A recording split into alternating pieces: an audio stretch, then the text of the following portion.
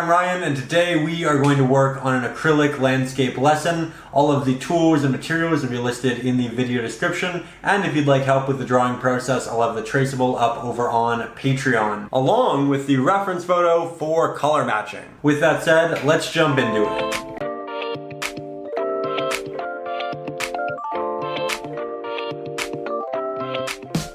We're going to begin here today on a 9 by 12 inch canvas and with a 1 inch flat-headed brush because we are starting in the background and we do want to carry quite a bit of paint. With that, we are going to dip the bottom third of our brush in some water here and wipe off the excess. This is going to work its way into the paint and allow it to stay wet for a longer period of time. Now, jumping into the actual mixing process here, we have quite a lot of titanium white. We're going to use the corner of the brush to grab just a hint of ultramarine blue, and then about half that Mars black. I'm taking off the excess Mars black right beside our initial pigment, just so I don't kind of accidentally mix in too much there, and I am working on a fairly bright sky. So the goal here is to interject just a little bit of color into that, initial titanium white, and a little bit of Mars black as well to make it more of a grayish blue sky while still retaining that brightness. I'm also working over the entirety of my drawing. I think that skies, backgrounds, they generally look significantly better when you're not kind of working around all of your foreground subjects. You can always layer those subjects on later on. And I like to draw things initially, like I did, so that I have an idea of where everything's going to go. And I know that I really do like the painting that I'm about to embark on, right? It gives us a little bit of practice and it allows us to be familiar with the actual structure of the painting before we really get into it. So again, a little bit of practice. With that, this painting is going to be done for the most part in real time, but I am going to do some sped up portions like this because there are going to be some repetitive areas, and I just feel like it would be better to save that time and really focus on a lot of the detail work. With that, the next step does require a clean brush, so we are going to clean that quite well, and then we're going to grab quite a lot of our cadmium yellow deep hue. Now, I did clean it because if we had that blue on the brush from before, it would kind of mix into that yellow. We'd end up with the green and it'd be a little bit muddy. So we did want to clean that. Here I have just a hint of our cadmium red medium hue now mixed in, and that's going to give it a bit of a warmer feel, a little bit more on the orange side now. And after we mix that up thoroughly, we're also going to grab a little bit of titanium white as well. This is going to thicken it and brighten it. And what I'm currently attempting to mix is the brightest color for the foliage up at the tops of the trees. The leaves that essentially have light moving through them, and it's making them extra bright, right? So that's what I'm attempting to mix here. Initially, I say, you know what? It's a little bit too yellow, let's add a little bit of extra red, and then I do end up liking that. From there, I'm going to switch to a fan brush, and we're actually going to do the next painting process with this. However, I mixed initially with the 1 inch flat-headed brush because it's just much more efficient at actually mixing. That said, I grab quite a bit of that new pigment, and as you can see through a litany of little taps here, we are delivering that paint to the canvas. The goal here is to create a bunch of little clusters of foliage and areas again that are going to be receiving the most amount of light. I'm initially kind of trying to work around the edges of where I want things to be, and you can go back in and kind of redraw the initial sketch again. I will have that up over on Patreon, but here I am just kind of getting the general shape of it, and then I'll fill in the middle section, making it a bit more dense, because in the middle area of that foliage you have more foliage kind of connected. You have more leaves overlapping one another, so the light, it can't move through them to such a great extent. You can't see the sky around all of them. So generally, when you're painting clusters of foliage, even like this, you're going to want to make your edges look a bit more sparse and the bodies a bit more thick. So we do go over that middle area a couple of extra times, and it's also worth noting I'm rotating my brush quite frequently in the air. I'm not doing so once the brush has touched the canvas, otherwise it would render a lot of different strokes, and that isn't what we're trying to do here. We're trying to get a lot of very small but also different taps. You can tell that when we apply pressure with this brush, generally the middle bristles press into the canvas, so they expand. We get a larger application of those, but then just the tips of the fan brush touch on the sides, rendering smaller applications. Generally, if you want to create a larger application in painting, you apply more pressure because it expands the bristles. And so a brush like this is really interesting because it's going to give you both.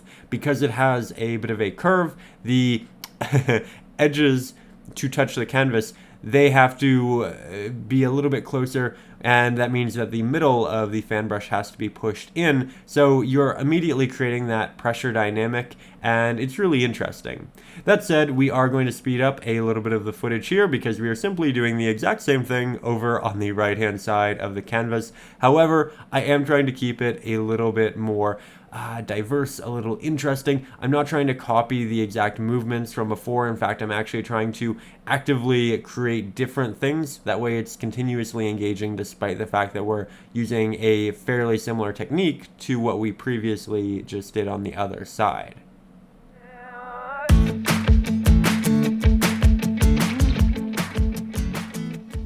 Now we're going to start adding some volume to our foliage, and this is actually a really fun process. It's essentially the start of depth in the painting. So what we're going to do is we're going to mix a slightly darker pigment than what we just had, and I'm starting to do that by working some extra cadmium red medium hue into our mix. Then I'm going to grab the smallest amount possible of Mars Black and work that in there. You do have to be careful though.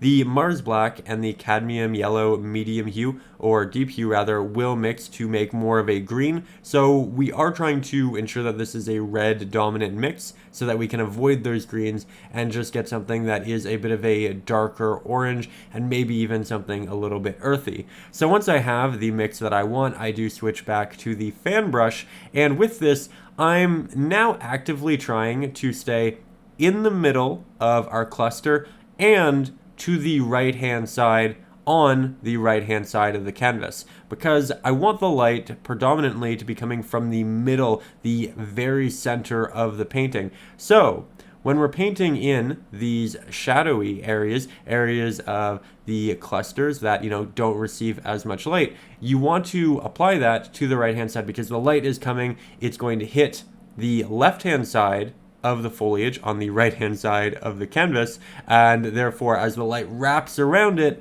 it gets darker as you move towards that right hand side, right? So that is essentially what we are trying to do here. We are still applying it with the fan brush with just a myriad of taps, and then as I move over to the left hand side of the canvas, I'm applying the shadows now to the left-hand side of these different clusters of foliage, right? Because now the light is hitting the right-hand side. So it's actually the opposite. You apply the shadows to the left-hand side of the clusters on the left-hand side of the painting, and you apply the shadows to the right-hand side of the clusters on the right-hand side of the painting. So pretty intuitive. Just recognize early on that we are going to go about both sides in a little bit of a different way. That way it does look like the light is coming from the middle of the canvas. Though at this point, it's all very subtle because we don't have that much contrast, though we will be building it up throughout this process. So we'll get there and we'll have fun with it.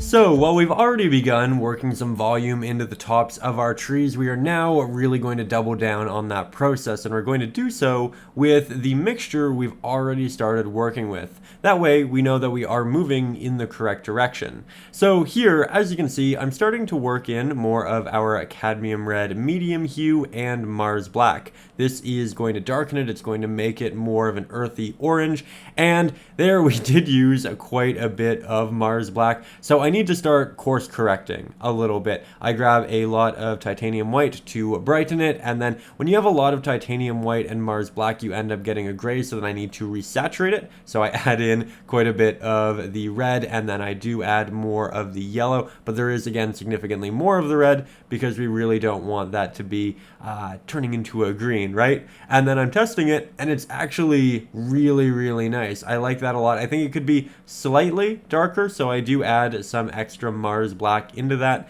And now we're going to go ahead and test that on our reference photo, and that is even better. So there, we did want a darker variant of what we had already created, and I'm going to continue using the same general idea here by applying the shadows to the right hand side of our clusters of foliage on the right hand side of the canvas. Of course, as we get over to the left hand side, that is going to work in reverse. I'm also not trying to cover the entirety of the left side. I'm not essentially working my way around a very defined and finite edge. You still have all of these little pieces of foliage that are sticking out, that are creating these really interesting shapes, and I want to keep it looking very organic and, to a point, even a little bit messy, right? Because nature, these trees, they aren't clean, they don't have everything condensed, and generally when you try to refine things like that, that's when your painting, your drawings, they kind of start to look a little bit cartoony.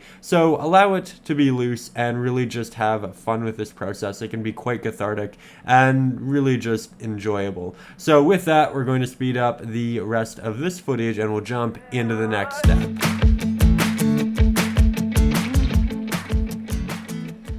So here we're actually going to grab our filbert brush for the first time. Here it is about 1/3 of an inch, and it's great because it's very versatile. It can carry quite a bit of paint. You can render some sharp lines using the flat head of it, but you can also blend using the softer corners of it. With that, I am going to start mixing up a bit of a brighter orange, so I am back to using the cadmium yellow, the red. I'm using just a hint of Mars black and quite a bit of titanium white. Again, mixing this in a very similar area to where we were, and I'm trying to create a nice color for our distant trees. So I'm now going to start applying this with some actual strokes. First time here in the painting aside from the actual sky, and then I'm going to blend it up into the more yellow foliage, the more bright foliage that we rendered beforehand, using some taps, some little drags of the brush, and I'm kind of trying to diversify how I'm moving the brush as well. So I'm trying to move around quite a bit, not kind of stick to the same technique or same area. And the idea here is the same as the rest of the foliage. The foliage at the top of these trees is going to be brighter because more light can hit it, more light can work through it. They aren't as dense of areas. So the bottom area is more of this very earthy orange, where the top is more of the yellow, and I'm trying to get a little bit of a blend to that area. I'm also leaving that middle area open because I do want some really nice branches, some really nice tree trunks showing through there a little bit later on in the painting. So we are going to be relatively careful, and we're not going to move this down all the way, connecting both the left and the right hand side. It's just going to give us a extra element of interest later on in the painting. But so far, so good. I'm really happy with it. So at this point, we've applied a couple of different base layers. We started with that nice, really bright yellow, then we moved into more of an orange, and then a darker earthy orange. Now it's time to work with an even darker pigment. This time, however, we're going to add some real texture and detail with it. So I really love this next step. I feel like it makes the painting significantly more interesting, and we're going to build off of our previous mixes and ideas. Now, I've cleaned my palette just so I have a little bit of extra space here, but I am going to mix up a darker pigment than what we have before, and I'm going to be using a 1/2 inch flat-headed brush here. Now, this one is synthetic. The bristles are fairly stiff, and it's a fairly cheap brush. I probably got it at a dollar store, honestly. You want a fairly rough brush for this process, as we are just taking it and tapping it directly onto the canvas. So the more rough the bristles are, the more stiff they are, the better an effect you'll get with this. And we are really just looking to get a lot of just little impressions, right? A lot of little shadows that we can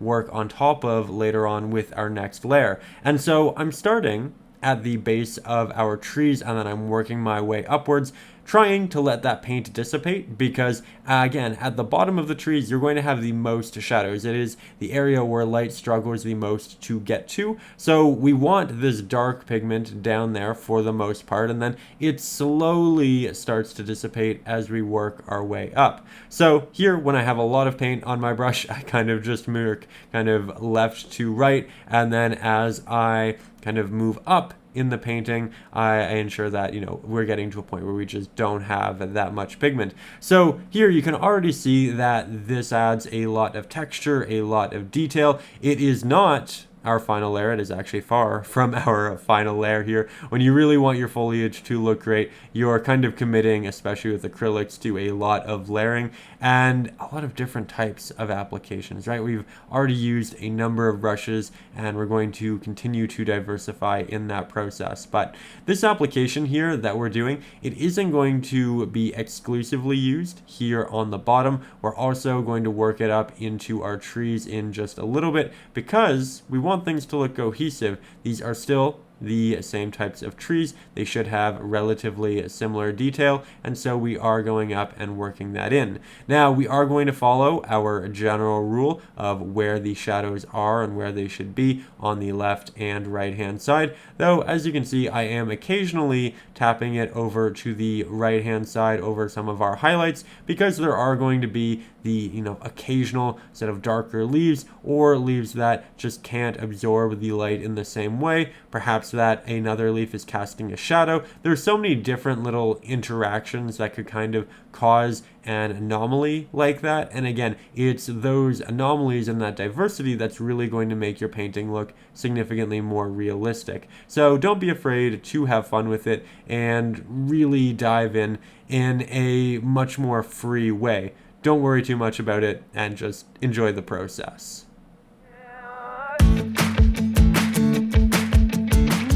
Now, once we let that dry, we are going to grab our filbert brush, grab quite a bit of our cadmium yellow deep hue, our cadmium red medium hue, quite a lot of titanium white. We are now going to mix a bit of a brighter yellow orange now, and I'm also going to grab just a hint of Mars black as well, because we do still want these colors to be fairly cohesive. I don't want this to be hyper saturated. When you add a white and a black to a mixture, you end up getting a little bit of a gray. It does desaturate your pigment, and at this point I do want that, because I want to be able to build my saturation up over time. Generally, the background, you have less saturated pigments because of atmospheric reflection, the light from the sky and everything else kind of bouncing around. But then in the foreground, you get more of those natural colors. So here I'm mixing this up. I say, okay, you know what, I like it, but it could be a little bit more orange. Let's add in some extra red. Let's add in a little bit of extra yellow as well, and we will test this again on our reference photo. But again, it's a little bit dark, because we were adding pigments that were darker than titanium white, so I add in extra titanium white, test that, and that is exactly what I want. So now we are back to our fan brush. Again, not the best brush to actually mix pigment with, and I do believe we do so a little bit later in the lesson, just so I can kind of show you what that process looks like. But right now we are applying this kind of mid-value on top of a lot of our darker applications. I'm trying to start more so around the top of our trees and foliage. These are all protruding pieces of foliage, so while they are farther down in our trees, in our clusters, there are still going to be little branches, little sections of leaves that stick out and therefore are not cast in this wider shadow. They get that light from the sky, and therefore they get to stand out a little bit. And that's exactly what we're trying to do here. We are capturing all of those, and it's really nice because the farther you go down here, the more contrast you get between this application and the darker base layer. So you get something that stands out in a really beautiful way, and here we're just going back and adding more to both sides. I'm kind of bouncing back and forth forth. That way I ensure that if I kind of have to remix my pigment, I do have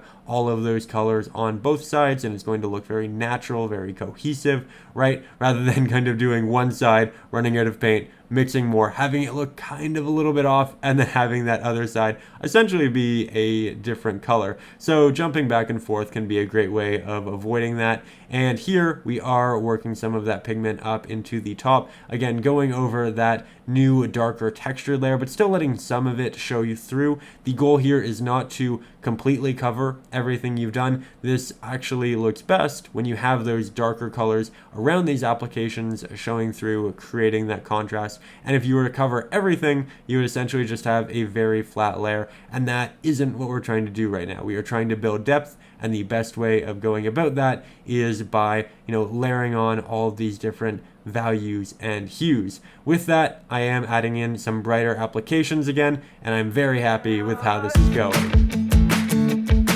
Next, we're going to create a base layer for our fallen leaves on the ground, and this is actually going to require two different mixtures. The first is going to be more of a middle ground orange, not too bright, not too dark, again, very much just in the middle. And then we're going to have a darker one as well, because if you look at our reference photo right now, the darkest value in the distance isn't all that dark on the ground. However, if you look in the foreground, all of those darker values get significantly darker. This happens because of, again, atmospheric light. There's reflections. Generally, the pigments in the background kind of visually blend together a little bit, so you don't have all of those stark applications. Now, we want to blend this pigment, and you can see that I'm applying it here on my canvas, just making sure that it is, or a reference photo rather, just exactly what I want. And I can tell that, it's not quite there. I do want it to be slightly more orange, so I add some extra Mars black, some of our extra cadmium red.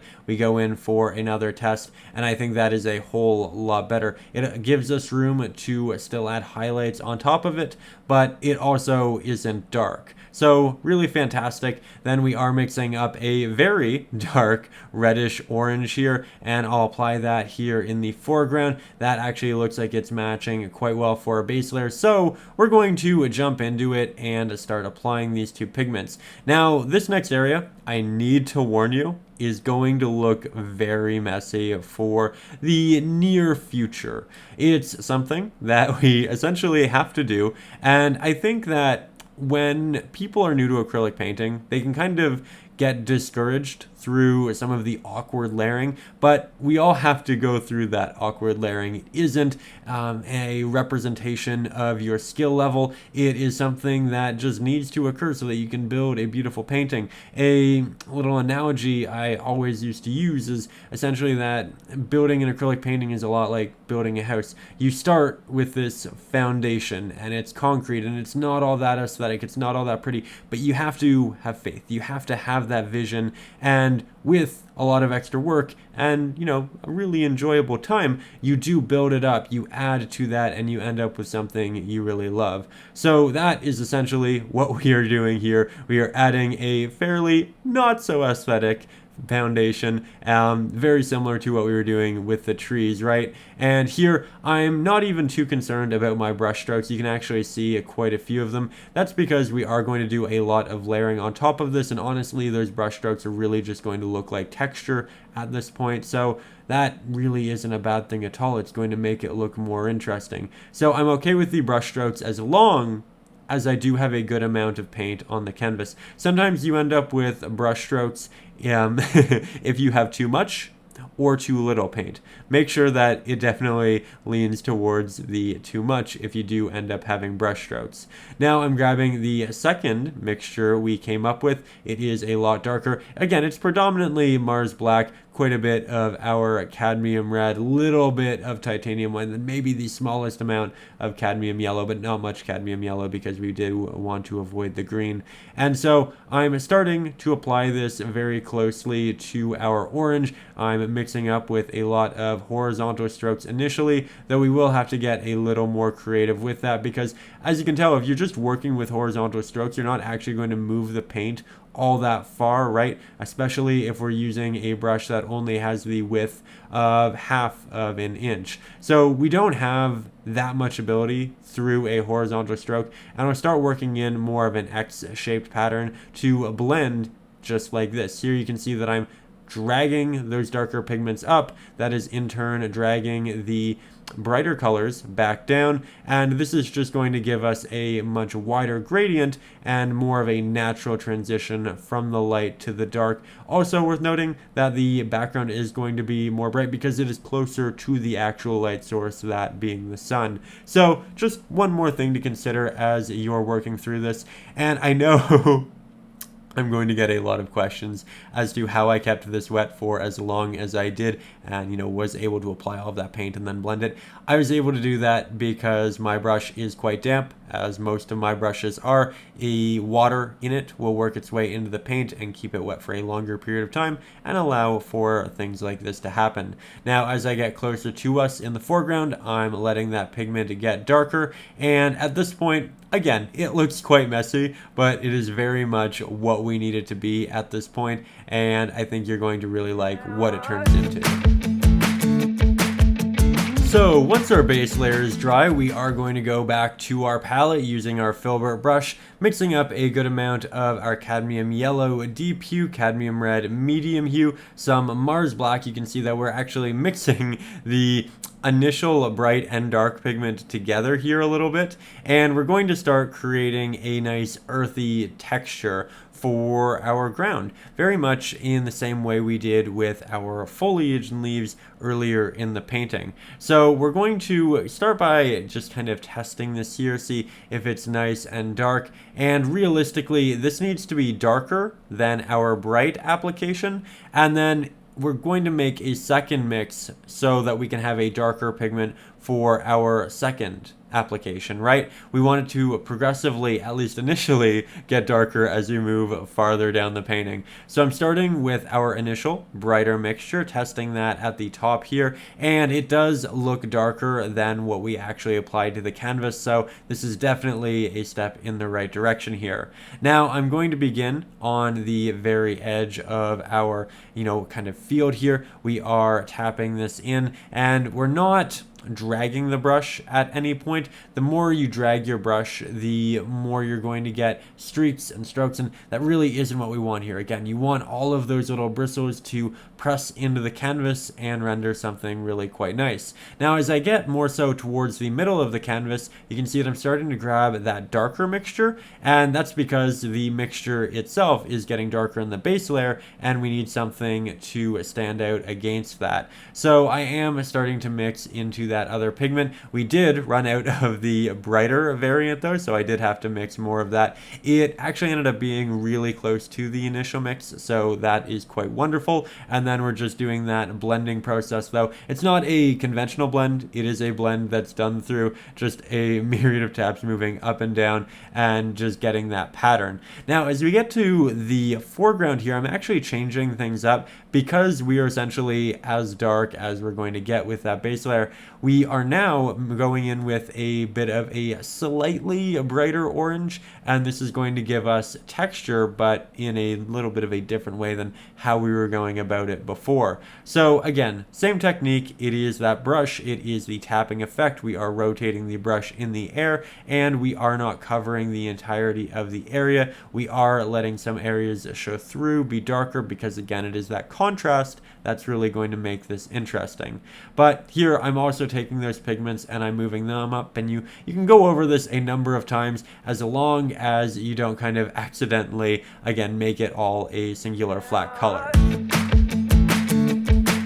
Now, once our textured layer is fully dry, we are going to head back to our palette and start mixing up a highlight to go on top of that last application. Something to pop, something to represent individual leaves, and these are all going to be in the background. Now, when you look at our reference photo, I think it's quite evident that, again, the background is a lot brighter. We have more light coming into that area, so you have more of that, natural conventional orange, where as you move into the foreground, foreground, it becomes more of an earthy red, which is also quite nice. But here in the background, I do want to mix up something a little bit brighter, and I actually opt to go with something that's a bit more yellow than what is actually on the reference photo, because I wanted it to be slightly more stark.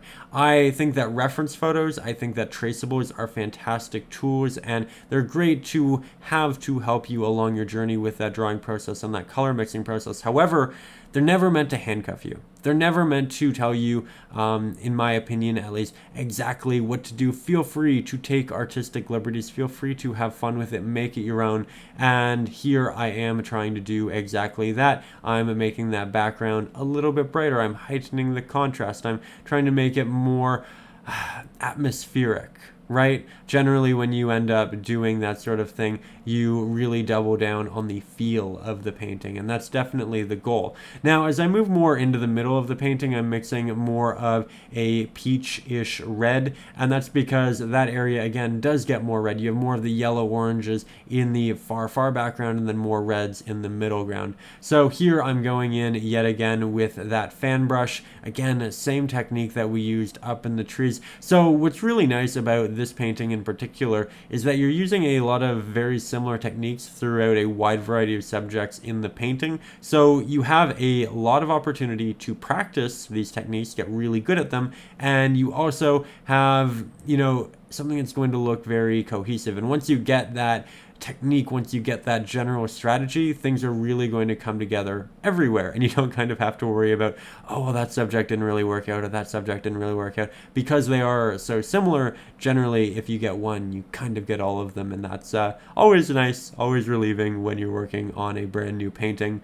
But here I am starting in the very far distance, and then I work my way forward. I'm trying to make the middle section much more dense, so I'm leaving less openings for those leaves and those darker layers to show through. And then as I get towards the right and the left hand side, I'm leaving it to be a little bit more sparse. There are more openings. You can see more of that texture, more of that shadow showing through. And this is intentional because more light is going to work through the middle section. I'm going to have some rather large trees on the right and left hand side here, and I definitely want that to be a big factor. Here I'm also taking that red, more of that peach-ish red, and I'm applying that in the middle of the canvas, and I'm working it up in between some of our applications of the yellow. So again, I'm trying to create a blend, I'm trying to create a gradient, but I'm not doing so in a traditional way. Instead, I'm doing so with a series of taps,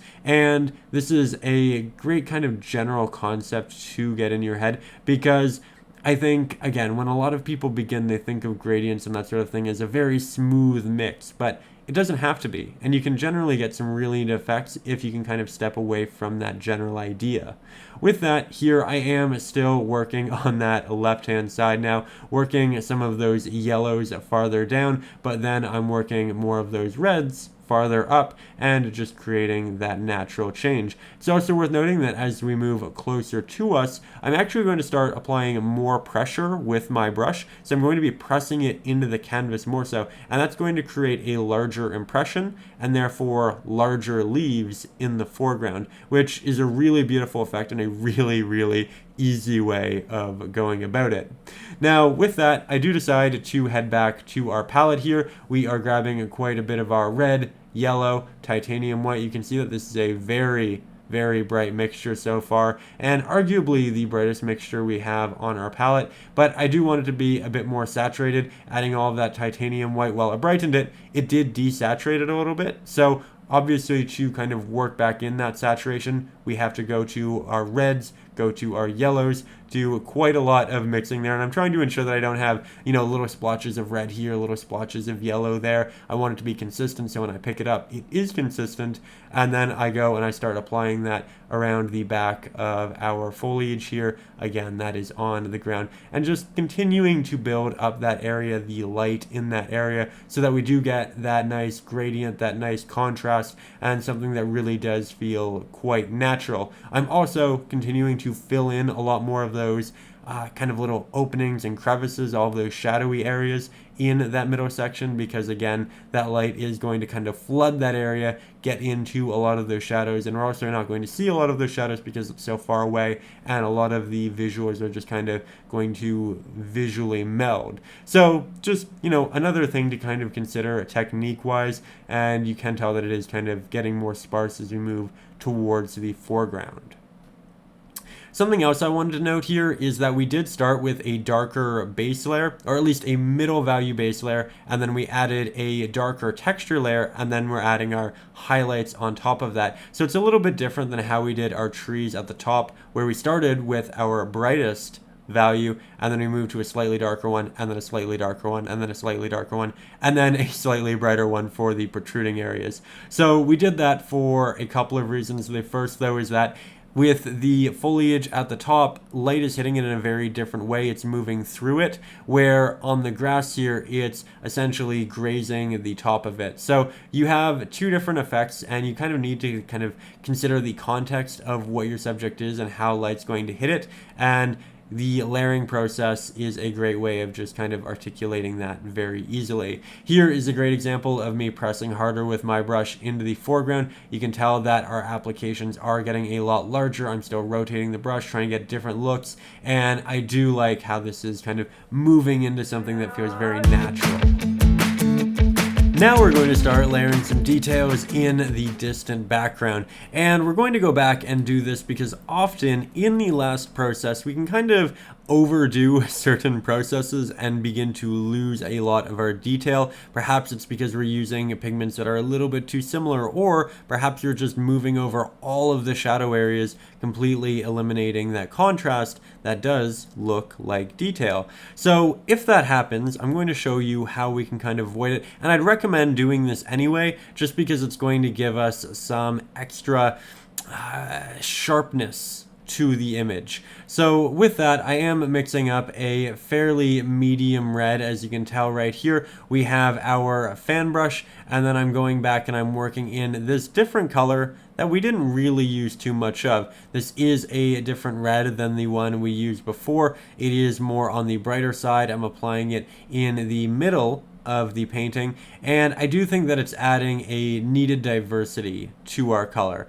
though it isn't going to do everything we need it to initially. So with that, we are going to move it both up and downwards, that way it is nice and cohesive. As we move farther and farther back in the painting, our taps, the pressure we apply is very minimal. As you move closer to us, it of course is increasing. That way our strokes are getting larger and we are getting actual visual leaves rather than the implication of them, like what we're going for in the background for the most part. But you can see that I'm working fairly tactfully at this point. I'm moving around a lot of our previous applications, and I'm not just kind of throwing the paint at the canvas. Now here you can see for the first time we are mixing with the fan brush, not hyper efficient, but I do want a reddish Mars black for the next application. And I'm going to start to go back more so towards the middle of the canvas, and I'm going to open up some of these areas again that may have gotten a little bit too full when we went in with the secondary round of red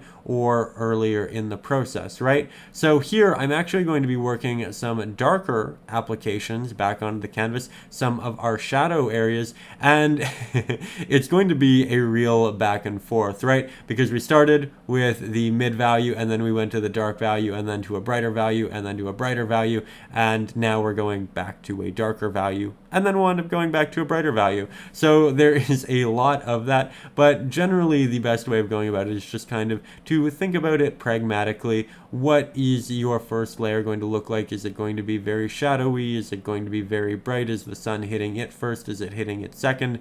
Different things to consider, but here we are going back into all of these areas with this nice tapping effect. And admittedly, I'm not really rotating the brush as much as I should be here. I don't want to kind of start creating a number of lines through the painting, and the fan brush can definitely do that if you're not careful and you're applying too much pressure, because if you do that, you end up essentially having 5 little dots that all move in the same line, and if you kind of continue moving on that line, then you have something that's very visually repetitive. And that's why we rotate the brush as often as we do. It's to create something that is a bit more interesting. But with that, once I have all of those darker applications on there, I do mix up more of our peach-ish red. I go to the middle ground and we start reapplying that over top. And that's because I have a general rule, and you can break the rule. Again, all of these ideas, all the reference photo of it, not meant to handcuff you, meant to aid you and make the process easier. But in general, I don't like to leave my final layer as a shadow layer. I like to add highlights on top of them. That way you can visually see a brighter subject, brighter pigment on top of darker pigment, which further articulates the idea that the darker area is in fact a shadow. It's an inset area. It has a highlight, it has a subject over top of it which is receiving light, and so that is something I try very hard to do, and that is something we went back and did with the next application. Here we are on with the filbert brush though, and I'm applying a bit of a brighter yellowish gold highlight here for the background, again kind of continuing to push that progression. Through that process we added quite a bit of that muted red, and I wanted to bring it back to something that was a bit more bright. And I'm doing this with the filbert brush so that I didn't get too much detail like what the fan brush would render, right? Because in the distance I don't want that much detail. If I were to have it, the painting might look a little bit messy. It wouldn't have the same amount of depth. And so I start with that, though you don't have to stick with it. You can switch to the fan brush later on, kind of once you have that foundation in there, and then you can kind of build on top of that. So a lot of different ways to layer, a lot of different processes. Here I am going to show you what that looks like in conjunction with the fan brush. And I try to make these lessons an accurate showing of what to do, but I also like to show what can kind of happen if you mess up or you just want to take a different direction, because there's so many ways to do these things. Now, jumping back into it though, we are going to be using that filbert brush. As you can tell, I did clean my palette and I cleaned my filbert brush. I do try to clean my brushes in between each application, especially if I'm switching between my blues and my yellows. And here we are mixing up a nice light gray with a hint of blue in it, as you can see. And this is going to be for our trees in the background. I do want a nice collection of trees, some varying values. So here now we're mixing up a darker value for our tree. It still is titanium white, Mars black, and a little bit of our ultramarine blue. And having these gray trees with just a little bit of blue in them is actually a really smart move, because it's going to, one second. Here we have a liner brush. First time we're using it today. It's essentially just very small, and it's fantastic because you can render some really detailed things. But we wanted the blue in our pigment because it's the complementary color to orange. Orange and blue inherently, innately make each other pop and stand out and look beautiful. So we want to interject just a little bit of that blue into our painting. That way the oranges pop, the trees pop. It's just a really, really nice effect. So with that, I am now incorporating some of the trees in the far distance. Now, these are quite far away, right? So they are going to be quite small. We're not going to have a lot of detail in them. Though one thing I am trying to do is not continuously make the exact same tree. I'm trying to give them a little bit of a bend to the right, a little bit of a bend to the left. Maybe they kind of break off in a different way than the one next to them. They should all be different heights. Some of them should be different thicknesses as well. And I'm continuously just trying to make it more interesting. I also do this thing where I move it up into, halfway through the foliage, and then I'll skip like half a centimeter, and then I'll have it emerging higher up in that foliage. That way it looks like it moved upwards, it went behind foliage, and then it came out through other foliage. It's going to give you a lot of very easy depth, and it's just a quick technique to render a really nice effect. So now that we have the background trees worked in like that, we are going to start creating some midground trees. These ones are a little bit closer to us, and that means that they can be a little bit larger. So here I do try to apply more pressure with my brush as I get closer to the ground. That way I build the base of the tree and you just have a very natural progression. But when I'm kind of up high here, I am using less pressure. I'm using the most delicate touch possible. That way I do get the softest application and therefore the smallest application. I also go back a number of times and make some of the bodies of the trees larger. It's much easier to make the body of the tree larger than it is to make it smaller. So whenever we do lessons like this, I always implore you, the viewer, to try to go in with a smaller tree initially, and then if you want to, make it larger, but sit with it, give it some time, add in some extra trees, and then if you really feel it needs to be larger, make it larger. But do go about it in that way because your life will be significantly easier if you do.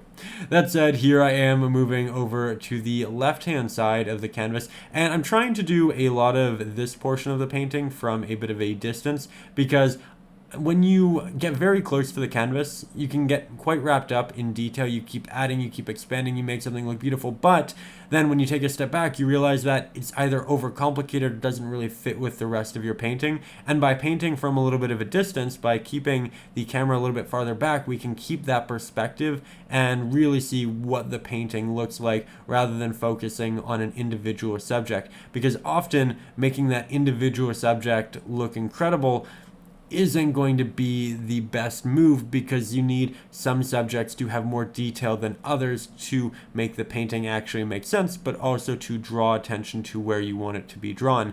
So I generally like to start at a bit of a distance. Here we do move the camera a bit closer because we have the main bodies of these trees worked in. At this point we have a generally good idea of how much detail we can add, but just in general, a friendly reminder, take 5 or 6 steps back from your canvas every now and then. Do get that good perspective, especially if you're working on a very detailed area, and these trees are going to have so much potential for detail. You can just keep adding branches on branches, and it's a really wonderful experience. Here you can see that I'm able to get quite a bit of movement with my brush and my pigment. That again is because my brush is quite damp. The water on it is thinning the paint, which is letting me A, move the paint farther, but B, just get this really nice smooth application as well. So I love that, and I definitely recommend giving it a try. Though you don't want too much water, because then you thin the paint too much and then you have something that's quite transparent. That really isn't our goal here. Though if that is something that happens, don't worry about it. Just let that pigment dry. It shouldn't take more than 5 minutes. Then go over it again with a second layer and thicken it back up. Honestly, it's better to have a layer that's too thin and small, too transparent and small, than it is to have a very thick, opaque layer. So in general, error on the side of too much water, I suppose, than less in this one specific area. Here you can see good examples of how we move up into the tree, and then we kind of skip a little bit of an area,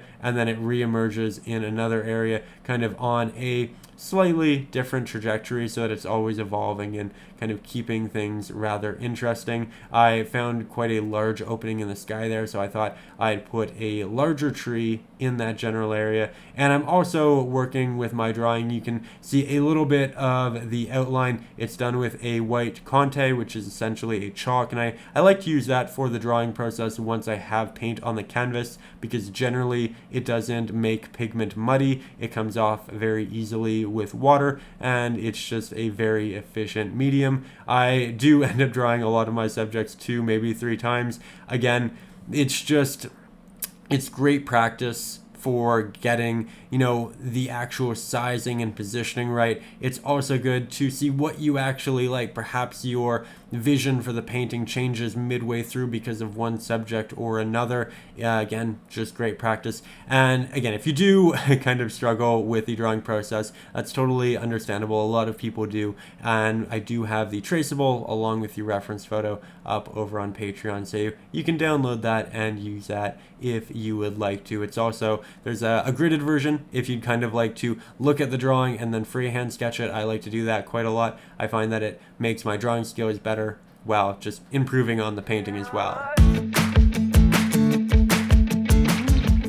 Now we're going to start adding some depth into our background trees, and we're going to do so with the bluish gray that we rendered earlier before. However, it did end up drying on my palette, so here I'm going ahead and I'm remixing that pigment. Then with the wet liner brush, I'm going ahead and I'm starting to apply some of this gray as a highlight to the right-hand side of our larger trees on the left-hand side of the canvas, because again, we are being very aware of where our light's coming from, how it is going to wrap around our subjects, and even just a small detail like this can really add a lot of subtle depth to the painting. So here, as you can see, we are doing quite a bit of this from a distance. It's not all close up, and that is to just ensure that we're not doing too much of this. It's easy to get carried away. It's easy to add a lot of this gray, but the goal isn't to make every tree like this. I want multiple different kinds of trees, some of which are going to be a bit brighter, and therefore that reflection of light will be more notable. So I'm trying to be a little bit more picky. I'm considering which will look the best, and I'm also reserving it in most scenarios for the larger trees, just because it is a secondary application and it'll be a lot easier to apply to a larger tree, where if you apply it to a smaller tree, you kind of run the risk of applying slightly too much pressure and making it a lot bigger. So now we're going to create some foliage to go on top of those beautiful branches we just rendered and ensure that it is quite three-dimensional. With that, I'm going to take quite a lot of our cadmium yellow deep hue, about 2/3 a cadmium red medium hue, and then some titanium white as well to desaturate the pigment a little bit, as well as brighten it. I want something quite nice, quite bright, really similar to our initial mixture for the foliage in the sky, right at the tops of the trees, the areas where the light is really soaking through it. And so I am going to test up in those areas, and I'm quite happy with that initial mixture. So we're now switching to the fan brush, and I am going to create some added detail around our previously applied trees. We now have a lot of additional detail. I can kind of see how far I can stretch this, where before I had to be a little bit more wary of how much detail I was adding, but now I am applying it on top of some of those new branches so that they really do feel three-dimensional. We have leaves behind it, we have leaves on top of it, we have leaves in front of it, and that's really what's going to sell these as something that fits within nature. Now, once that layer is dry, we are going to go back to our palette with our filbert brush, grab quite a lot of our Mars black, a little bit of titanium white, because we don't want it to be too dark. We still want room to make things darker as we move even closer to us in the foreground, but with this nice gray mixture, and you can add a little bit of blue into it if you want, we're going to start crafting some of the larger trees here in the foreground. Now, the closer the trees get to us, the wider we are going to paint them, the taller we are going to paint them, because perspective is going to have them show up as much larger. This is another great little easy way of creating depth in your painting, that is working with perspective and ensuring that subjects that are farther away are a lot smaller. And so we have quite a lot of trees in this painting. We have a lot of room to play, and therefore we might as well take advantage of that and ensure that we have many different layers of trees that are different heights and of different amounts of detail and width. So with that, I am using the filbert brush to craft these for the most part, though if you find it a little bit difficult, you can do so with the liner brush. It's also a fantastic brush for this, though admittedly it will take significantly longer because you just don't have that many bristles to actually pick up paint, though your results will be fantastic and arguably better than that of the filbert brush, because you can get some very sharp applications. All of it you can be very aware of, right? When you're working with a slightly larger brush like the filbert brush, you kind of sacrifice just a little bit of control. So just recognize that there are a couple of different ways of going about this. You don't have to use one brush or the other. It's really about your personal preference and how you want to go about the painting process. Here, though, I would like to note that all of the trees are leaning a little bit. They also aren't perfectly straight. I'm trying to create them through a plethora of strokes, a lot of connected little tap and drag effects. And I'm doing this so that the tree has lots of little movements. It's going to make it look much more natural. Very rarely do you go outside, you look at a tree, and you think, oh wow, that's standing perfectly straight up, and it has no little divots in it. How strange. Trees grow outside. Trees grow in nature, and there's so many different factors that change and affect them, whether it be wildlife that's living in them, different types of storms, so many different things. Irrigation. You need to consider that these are not human made, right? They are growing very naturally within the elements, and so we want to ensure that they are quite interesting in this process, and that's exactly what I'm trying to do. I'm also moving some farther into the distance. I'm having them crisscross occasionally, and the farther back they get, the less pressure I'm applying. That way we get something that is smaller, and we can continue to progressively build on that perspective and that very easy depth that we are getting there.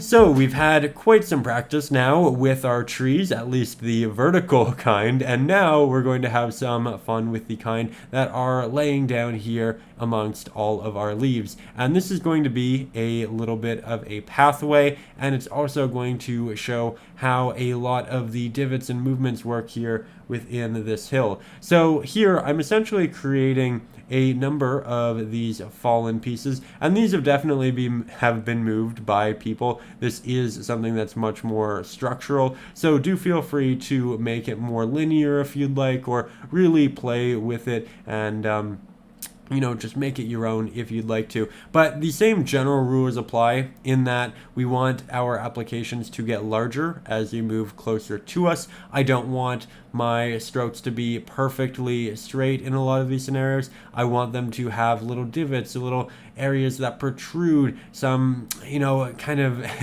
funny little markings on each of them that makes them distinct, that makes them their own. And here you can see that we're starting to wind a little bit more as we get closer to us. There are two in the very close foreground that actually move on top of each other. So there's so many different things you can do through this process. And again, if you'd like to just follow the reference photo, you can do that, but you're also welcome to take those artistic liberties and really just have fun with it.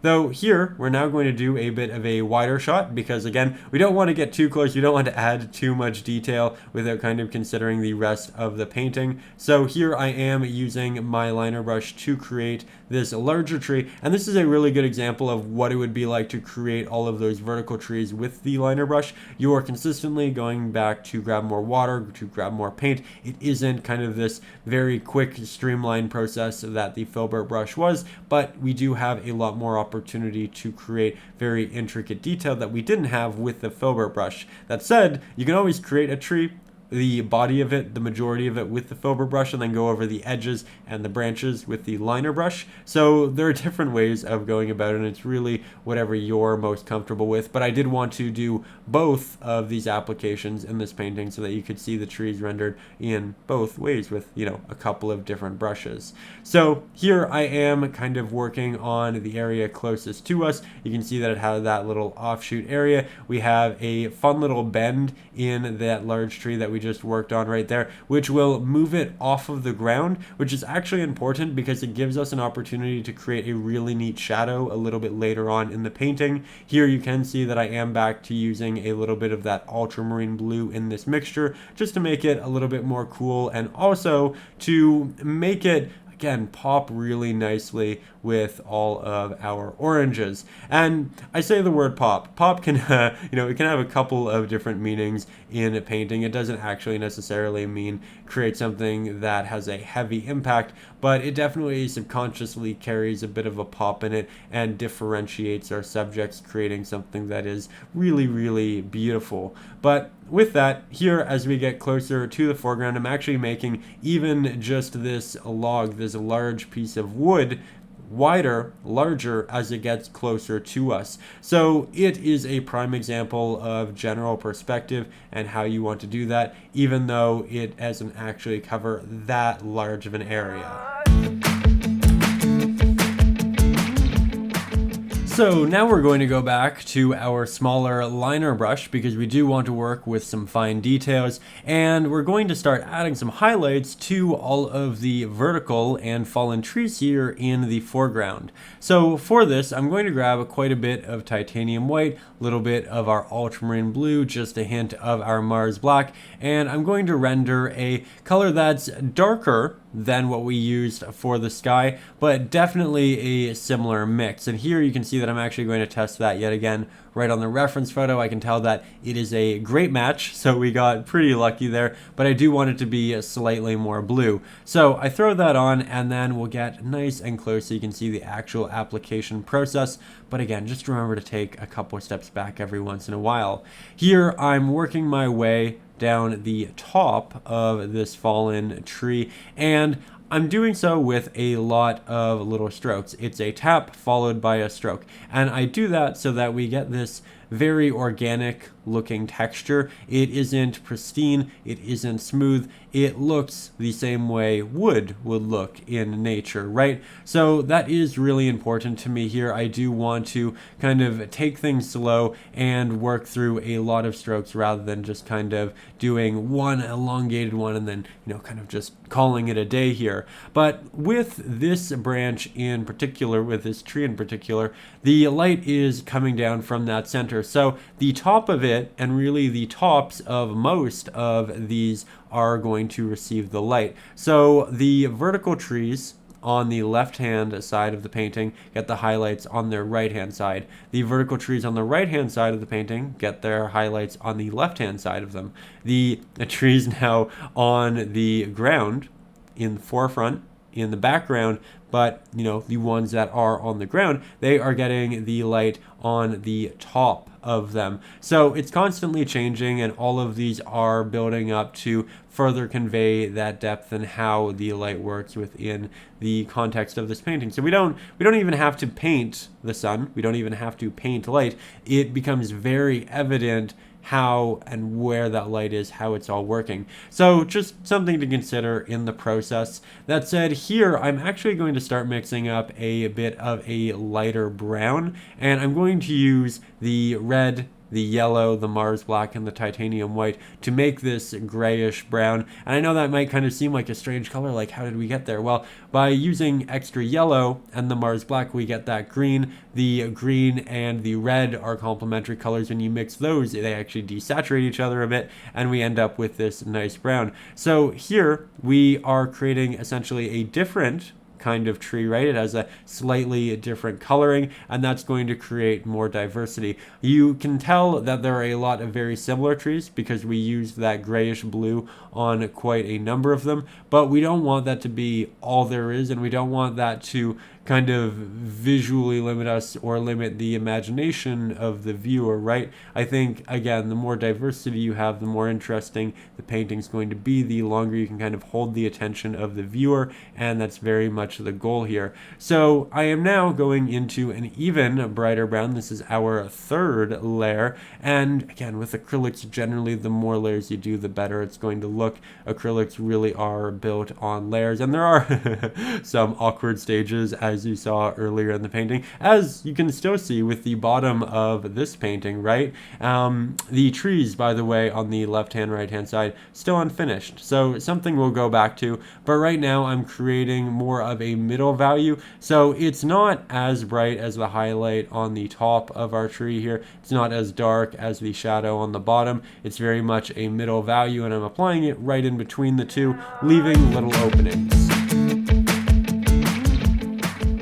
So jumping back into this yet again, we are now going to do that same technique. However, it is going to be on both the trees on the left and the right hand side. So I'm still using that smaller liner brush. I'm mixing quite a bit of paint here on the palette. The liner brush, by the way, still quite damp. That is allowing me to really move the paint around in the way I'd like.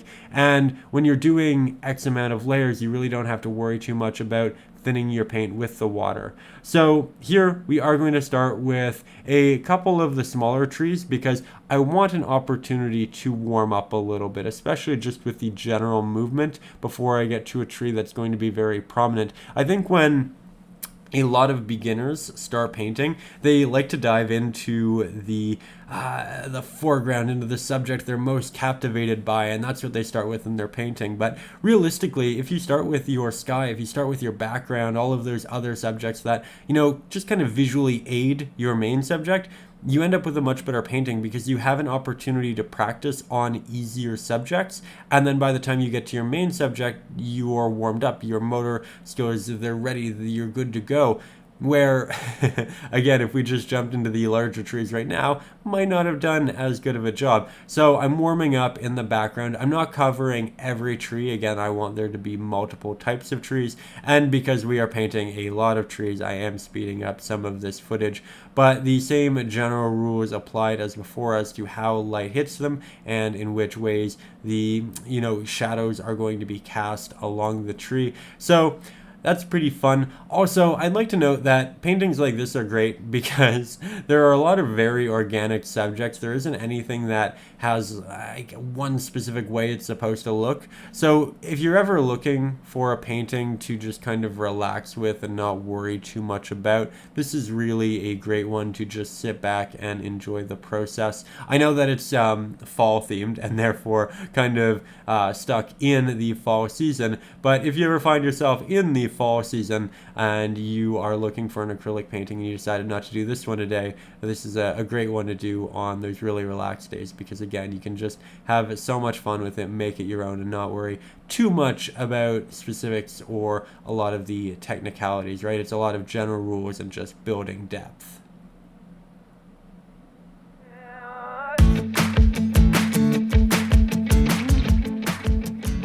Now, we just went ahead and added a lot of highlights to our trees, but all of these trees sit in front of our foliage, which is an issue. It doesn't kind of continue to convey the depth that we really want to capture in this painting. So here I'm mixing up more of a mid-orange. It's not too bright, it's not too dark. We have quite a bit of titanium white and a little bit of Mars black in there as well, so that it isn't oversaturated either, right? I'm just kind of continuously working with it, and I want something to go on top of my trees. But it's worth noting that the trees are now in the middle ground to foreground, which means that the leaves can be slightly more saturated. They have less of that atmospheric light reflecting on them. So once I have that mix that I like, I do go back to the fan brush, and it's wet right now, so you can see how it's kind of clumping together in a couple of different areas. That is natural, that is going to happen. It's actually quite efficient because it already kind of maps out all of the little tapping effects you're going to create. You have a clear visual of how that's going to happen, and you can kind of manipulate the brush to do really exactly what you want. So while it still has that air of random nature and it can create all these interesting effects, you do have a little bit more control than you normally would, and I think it leads to some pretty good results. So here we are just covering some of those other trees and making it look nice and full. For the next step here, we are going to go back to our 1-inch flat-headed brush because we are going to create a fairly large base layer and we do want quite a bit of paint. With that said, here I'm grabbing a lot of our Mars black, tiny bit of titanium white, tiny bit of our cadmium red, medium hue as well. This is going to be for our true foreground, so it's going to be darker than anything we've rendered thus far. I did opt to get a mix that was a little bit darker than what we had on the reference photo because again, I did want my contrast in the painting to be slightly more heightened. And so here you can see I'm working into that open area of canvas. Now, because this area doesn't have any paint on it, make sure that your layer is nice and thick. That way you don't have that white canvas kind of showing through this. That is definitely kind of in the realm of those beginner mistakes that all of us still make even 10, 15 years in, because it's just so easy to grab that paint and then move it somewhere else and kind of forget to go back. So do make sure that this is nice and thick, maybe do a couple of layers. And here you can also see that I'm working around a lot of the larger leaves in the foreground by just kind of positioning my brush in a fairly intentional way. Then I'll make my brush fairly watery and just do a little bit of a blend down. Now we're going to start doing something a little bit different, a little unintuitive, and create a brown for the ground underneath the water, which we will be painting in just a little bit. So yet again, to render more of this brown, you do want some of your yellow, your Mars black, so you get that green, then you add that red in there, you add a little bit of titanium white, and then you get this nice earthy color that we have right there. But I do want something a bit darker, so I do add a hint of extra Mars black into there. I'm testing this directly on those highlights in that ground, and then I'm creating a slightly darker ground color as well. You can see that I'm testing that off, and I feel like it's a little bit too desaturated. As you can see, we can add in some extra red to make it slightly more lively. We can add in some extra yellow. We'll give that a test, and that is exactly what we want. So now we're going to go into the area where our water will be with our filbert brush, and we'll start creating this ground-like effect. And what we're essentially trying to do is create all of these little mounds of dirt, essentially these areas that are risen and then they dip down. And it's interesting because every time they get a little bit higher, every time you get a bump, you get an area that protrudes and does two things. One, catches light, so it's brighter, it has a highlight on it, but two, creates a little bit of a shadow, so when it dips down to the left, right, and bottom, it gets slightly darker. So you can have something that has a lot of depth with just a very natural, simple, organic look. And for this, for the most part, I try to make my brush stroke the largest in the middle of the stroke, so I go in with a very minimal amount of pressure, and then as I move my brush, I apply slightly more so that my stroke gets larger as I move up, right? And then as I move back down, I relieve pressure and I peel my brush off the canvas, creating a bit of a sharper look. Now, this is a very general way of going about it, and I am trying to change that literally every time I go in and apply in, just kind of making some areas more elongated, making some areas more thick. I don't want any area other than that one little spot to be that bright, and then it just kind of progresses and gets darker towards all of the other sides. Then we need to let this dry. Once we have that initial base layer worked in, we are going to grab quite a bit of our titanium white, a little bit of our ultramarine blue, a hint of Mars black, and you can tell that I'm trying quite hard to get all of that excess off. Then we are going to brighten it yet again with some titanium white, and I'm just going to test that directly on the reference photo. I feel like it could be more blue, but then I added slightly more blue than I think I should have. So then we work in some extra titanium white, which desaturates it and gets it quite close. But again, I want slightly more blue. So it's really going back and forth, and it's a friendly reminder not to just go with the first color you get. Do continue mixing until you have exactly what you actually want, and you might as well. So here I got the blue that I wanted, and then I mixed up a slightly brighter variant for another area. You can always make multiple mixes. Recognize that one will probably dry before you get to it, but in the very least you can mix directly to that on your palette, which makes your next mix significantly easier, which might be very beneficial as your initial layer does start to dry.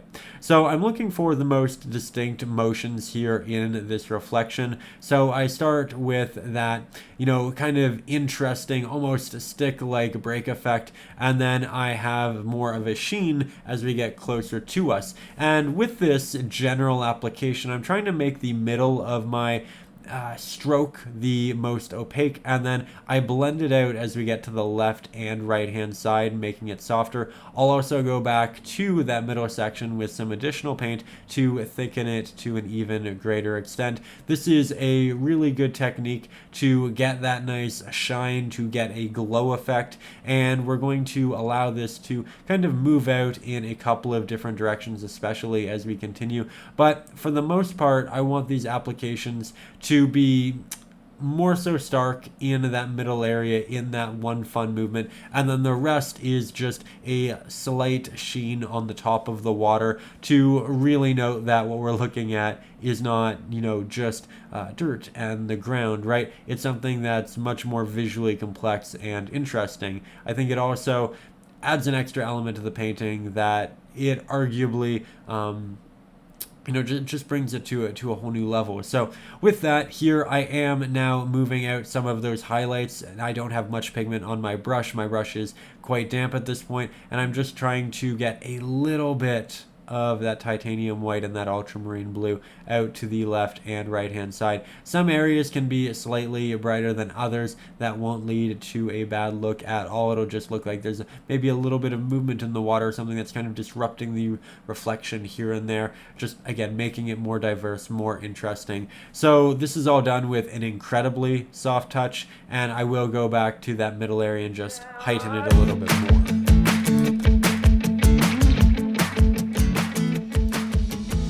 So we've spent a lot of time in this lesson working on very small leaves, and it's time to work on some big ones. So we are going to go to the foreground. That means we can use some pretty stark colors, some pretty large brushes to render our individual leaves. And so here we are using the filbert brush to mix, but we'll also be using it to apply paint. Now here you can see that I'm testing this orange directly on some of these leaves in the foreground. I tested our yellow on some of the leaves in the foreground, and I'm really creating just a wide mixture to play with and kind of bounce around with. Because if you look at the foreground in the reference photo and all of those different little leaves, they are varying colors, and we definitely want to continue to incorporate that. Here we have something that's a bit more red, but also desaturated but brighter. It's a rather interesting color. It's not that typical. So I'm applying my pigment now with the filbert brush, and I'm trying to create little offshoots for the leaves, all of these little interesting sharp applications. That's done by applying more pressure with the initial application, and then I move the brush a little bit so there's a little bit of a swing, and then I relieve pressure and I pull it off, and that's how I get that very sharp look at the tip of the leaf. And sometimes I'll do that a couple of times on the same leaf so that I can have multiple areas that kind of have this movement and offshoot. So there's a lot of varied technique going on here, but honestly so much of it is kind of just freestyled that it's not really anything to concern yourself with. It's much more of an organic, natural movement and just something to enjoy. So I start to fill in that area, but I don't want to fully fill it in. You can see that there's still a lot of space there. So now I am remixing one of my previously made colors that I did like, because it's time to start mixing it up. If you look at our leaves that are, just beyond that water there, you can see that there are quite a number of colors, and now we're in the foreground. We want even more colors. We want to really notice the beauty and the diversity of these leaves. So that's very much what I'm focusing on. I'm really bouncing around with these, and this is definitely a a section that could benefit from you taking a couple of steps back and really working with it. So here you can see that I also am kind of working some detail in. So jumping back and forth, not a bad idea at all, but I definitely want more color than this, so I'm still trying to be pretty sparse. I'm also going to start moving some of these leaves out on top of the water so that they are floating in that area. It's going to connect a couple of our subjects together, make it more cohesive, and that is quite fun. You can see the beginning of that over to that left hand side, and here we have a couple that are kind of moving out onto the water from the edge there. So a lot of different effects you can throw in to the foreground rather than just leaves on the ground of the same color, right? We have a lot of different movements, we have different sizes, we have different levels of saturation. Some of them are on the ground, some of them are in the water, some of them are kind of half and half. So there is a lot you can do with this, and we've done a lot in the painting so far, so it's not time to kind of get lazy with it. Continue giving it your all and making the best piece you possibly can.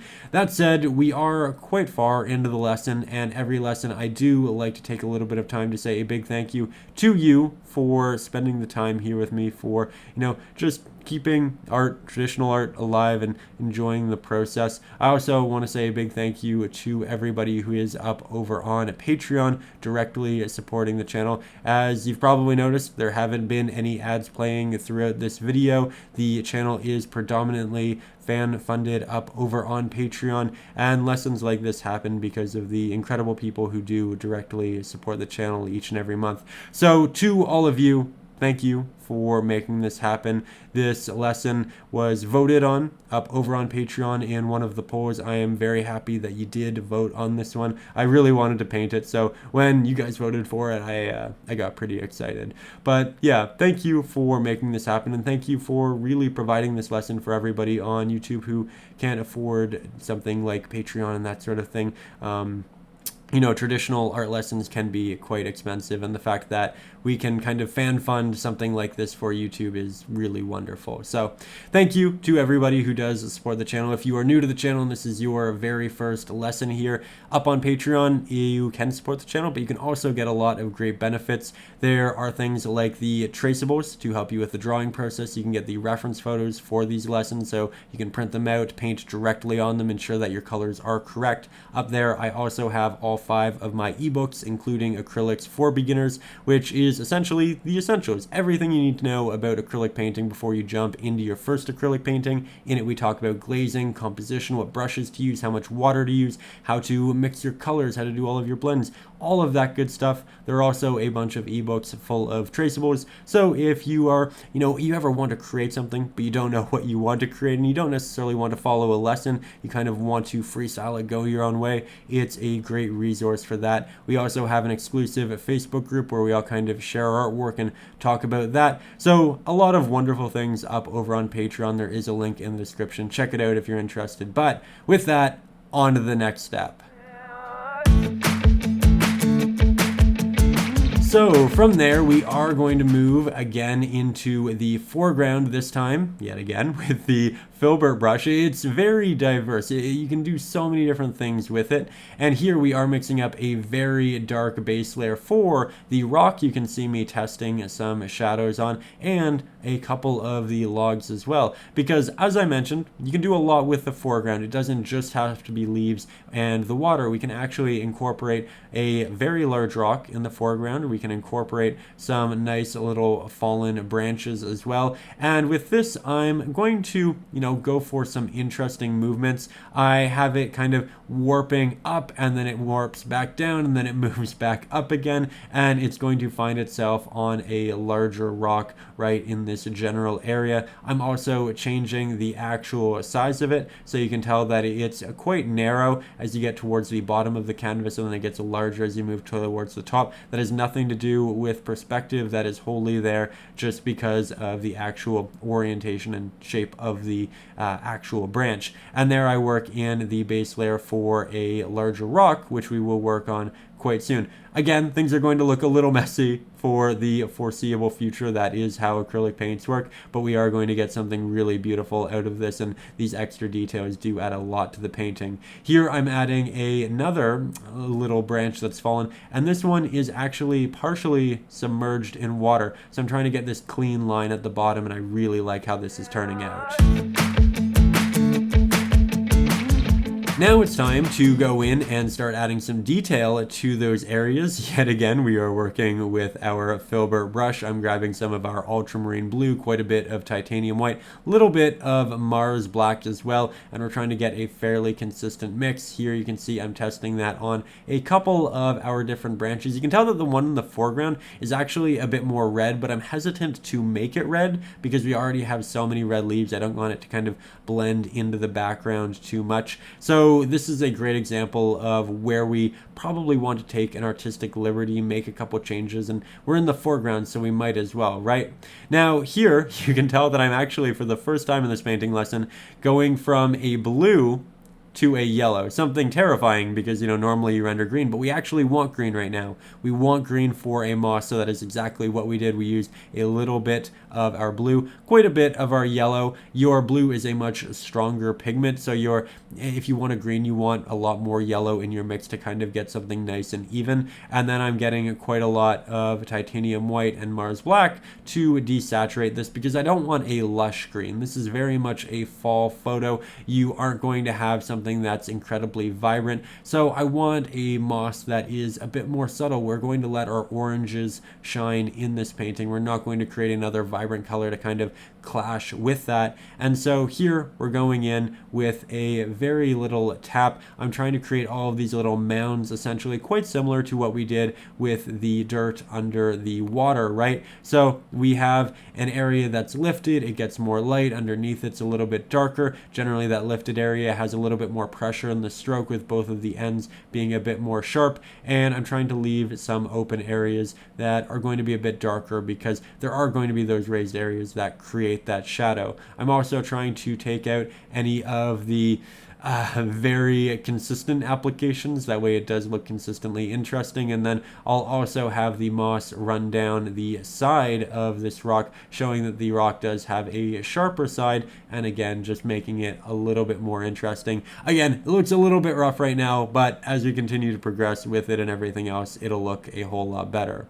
So with that, I'm actually quite happy there. Now we're going to go and grab some of our blue. This does now have a hint of green in it, but that really isn't a bad thing. It's a diverse color here for the foreground that does actually fit in now with the rock. And I'm creating that highlight very similar to our previous branches that are now fallen. So we're adding that highlight predominantly to the top of them. That is how the light is going to hit them. And we're doing a couple of layers in a couple of areas. So once all of that is done, we can do something very new. This is a very fun technique. We're going to create a dark mixture, and we're going to add a little bit of red so it's warm, and then we're going to grab a lot of water, and I mean a lot of water. And we're going to try to make this more so like watercolor than really anything else. And what we're going to make here is essentially a glaze. A glaze is a very thin layer of paint that essentially changes the color but doesn't change the actual line work, the image itself. So you can see that we're applying this very thin amount of paint. It is the shadow for the branch, which is held up by the other branch, and because it's so transparent, you can still see the detail of the leaves underneath it. So it's a really, really beautiful effect. You can actually thin it out more than I did and kind of work progressively towards this. That's very much up to you. And here you can see that I'm also adding it to a couple of different areas. I'd recommend not overdoing it initially. I think it's something that a lot of us fall in love with very quickly, and then we do tend to overdo. So do a couple of these areas, and then, you know, give it a break, take a couple of steps back, give it a minute, and then come back and say, okay, do I really want more of this? And then you can darken it, or you can add it to more areas. But here I'm looking at where the light is in the sky. I'm creating a little bit of a line. You can do this with a ruler, and then I'm moving these shadows out kind of in the opposite direction of where that light is. I'm also occasionally using my finger to soften the pigment, as you can see, but I'm applying it to the left and right hand side. I'm trying to keep it very subtle in all of these areas. So now it's time to head back in, and this is something that you may not have to do. This is something that I felt like I had to do, but I wanted to show it because I think it's important to show what goes right, but also what doesn't go your way and how to fix it, right? Because that's going to happen to all of us. In this scenario, I felt like my hills were a little bit too high. I felt like I lost too much of my shadow. So I decided to make my hills smaller while reincorporating some shadow. So I'm applying this at the very base of my trees, and then I move it up slowly. So again, I get that dissipating effect. It's darkest at the bottom. It gets a little bit brighter as we move our way up. And this is going to be our new base layer, which we can add more foliage on top of.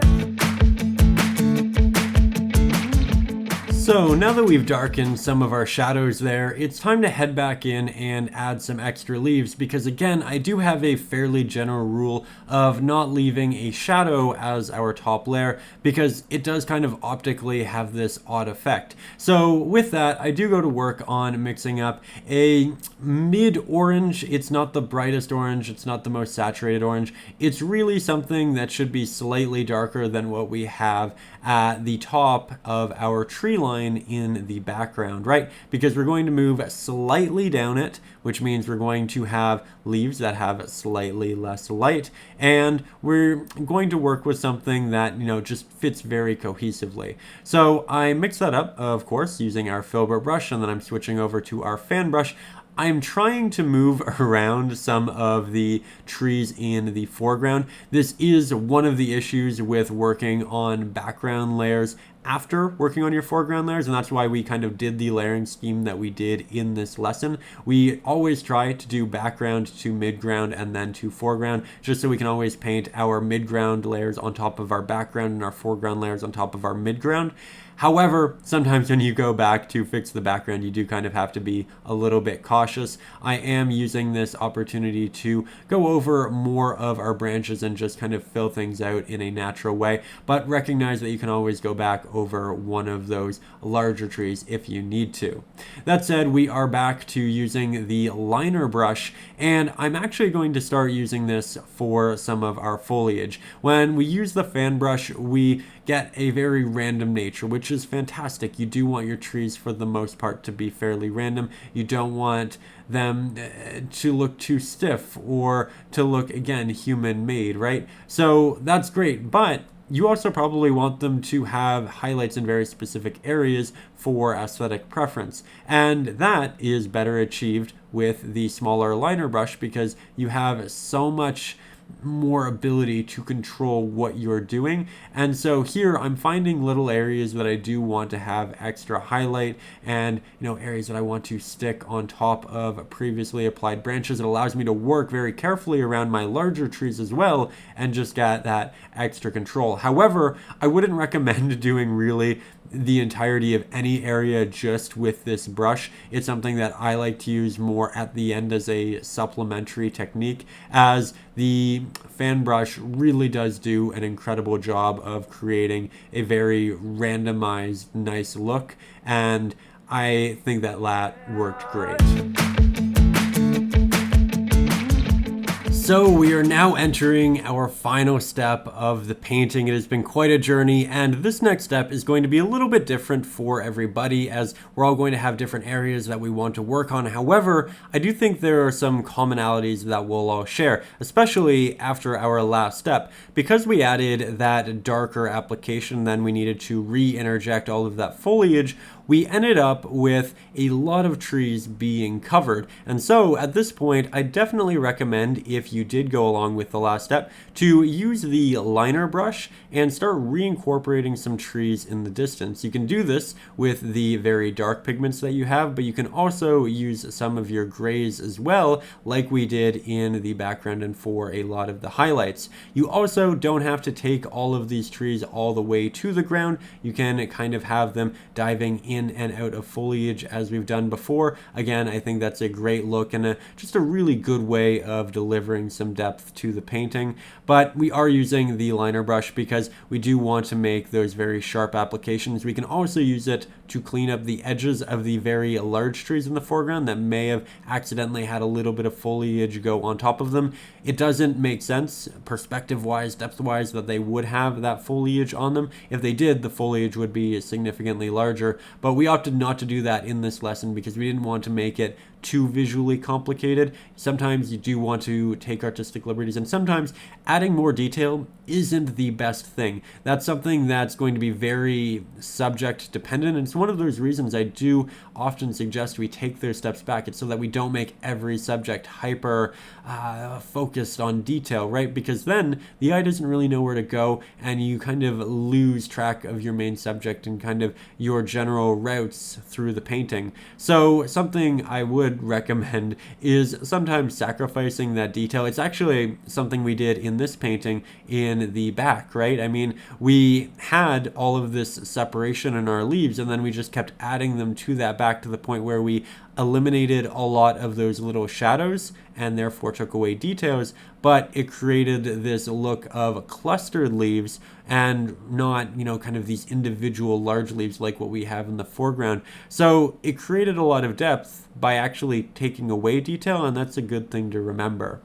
With that said, we are now nearing the end of our lesson, and I do like to give out a little bit of a key code word, right? Something that you can use in the comments to kind of note to myself and everybody else who also got this far that you got this far. It's kind of like a little badge of honor, because I do have the analytics for these videos, and only normally 8% of people actually make it to the end. So if you are one of the dedicated few who really wants to get better at painting, who is, you know, spending your time here, again, just thank you for being here. Thank you for spending the time. I love just having the opportunity to talk about art, and I really hope that you feel like you're learning something, getting better, and just enjoying the process. But good for you for, again, being dedicated and getting here. The word today is going to be brisk. It's cold, but it's fresh. All you have to do is use the word brisk in the comments. You can use it in a sentence, or you can just type that word, but regardless, it'll be an indicator to myself and everybody else who got this far that you are one of those people. And I always find it really fun to see who kind of continuously gets there as well. So yeah, have fun with that. Get creative if you'd like, or again, if you'd like to just get creative with the painting, you can just add that word.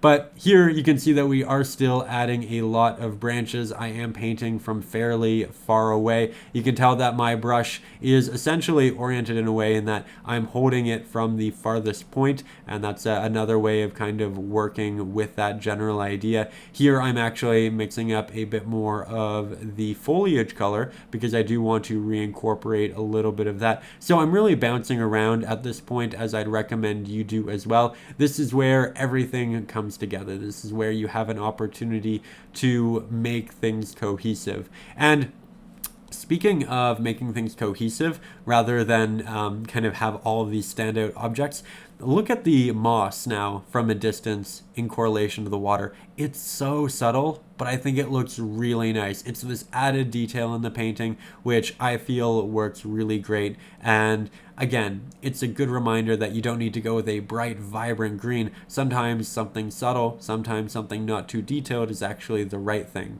Here I'm going in with some brighter leaves. These are definitely more on the yellow side. We have quite a bit of titanium white, which is really thickening the pigment, making it much more poppy, right? Acrylics are inherently semi-transparent, especially colors like your cadmium red and yellow. So when you apply them without much titanium white or Mars black, generally you're going to get a fairly semi-transparent application, meaning that the pigments underneath will show through.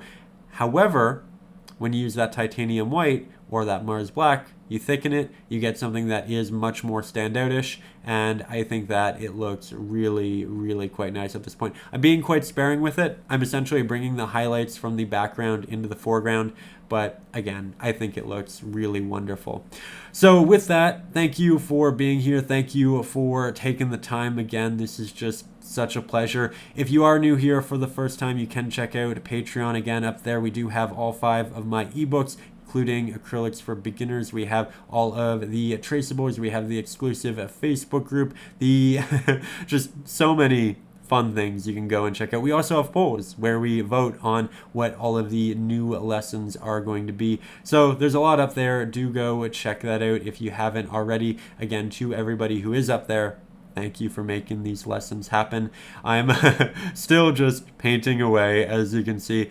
Sometimes it's so hard to put that brush down. One of those days where you have too much coffee and words don't necessarily want to come out perfectly. But I wanted to film this anyway. I was in a great space, and I was very happy about this, and I just wanted to have a conversation about it. So I hope you found the occasional improper use of my tongue rather comical, and that you very much, again, just enjoyed the lesson, felt like you learned something, and enjoyed your stay, because that's what we do here. I will be back very soon with a brand new lesson. I have a couple really neat misty scenes I've been wanting to work on for a while, and I also have some wildlife and animals that I'd also like to jump into. I have a couple of reference photos that I found very inspiring as of late. So yeah, I will see you soon. Thank you so much for stopping by, and above all, as always, stay